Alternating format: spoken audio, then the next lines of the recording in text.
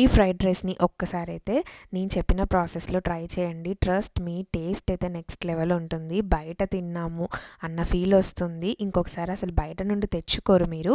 మెయిన్గా మనకి బయట తిన్న ఫ్లేవర్ రావడం కోసం ఐరన్ కడాయిలో చేస్తున్నారు మమ్మీ అయితే.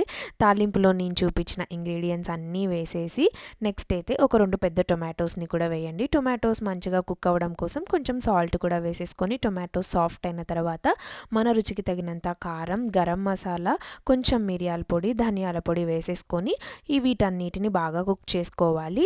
మీరు కావాలంటే కొంచెం వాటర్ యాడ్ చేసుకోండి. దానివల్ల ఈ టొమాటోస్ టెక్స్చర్ అనేది ఇంకొంచెం సాఫ్ట్గా అయ్యి మనకి చూస్తున్నారు కదా వీడియోలో, ఇలా మంచిగా ఒక పేస్ట్ లాగా ఫామ్ అవుతుంది.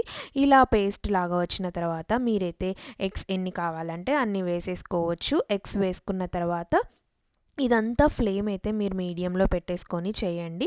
ఎగ్స్ని మంచిగా ఇలా స్మాష్ చేసేసుకొని కలిపేసుకోండి. కుక్ అయిన తర్వాత మనము దీన్ని లెఫ్ట్ ఓవర్ రైస్తో అయినా చేయొచ్చు, లేదా అప్పటికప్పుడు చేసుకున్న రైస్తో అయినా చేయొచ్చు. రైస్ వేసుకున్న తర్వాత ఫ్లేమ్ని అయితే హైలో పెట్టేసుకొని రుచికి తగినంత సాల్ట్ కూడా వేసేసుకొని బాగా టాస్ చేసుకుంటూ రైస్ అంతా వేగనివ్వాలి. దింపే ముందు కొంచెం కొత్తిమీరను కూడా వేసేసుకోండి. నెక్స్ట్ ఇక్కడ రైస్లోకి ఇంకొంచెం ఎక్స్ట్రా ఫ్లేవర్ యాడ్ చేయడం కోసం ఇలా ఒక ఆమ్లెట్ కూడా వేసేసుకొని అన్నంతో పాటు ఆ ఆమ్లెట్ని నంచుకొని తింటే టేస్ట్ అయితే నెక్స్ట్ లెవెల్ ఉంటుంది. డెఫినెట్గా ట్రై చేసేయండి. Thank you for watching. Bye.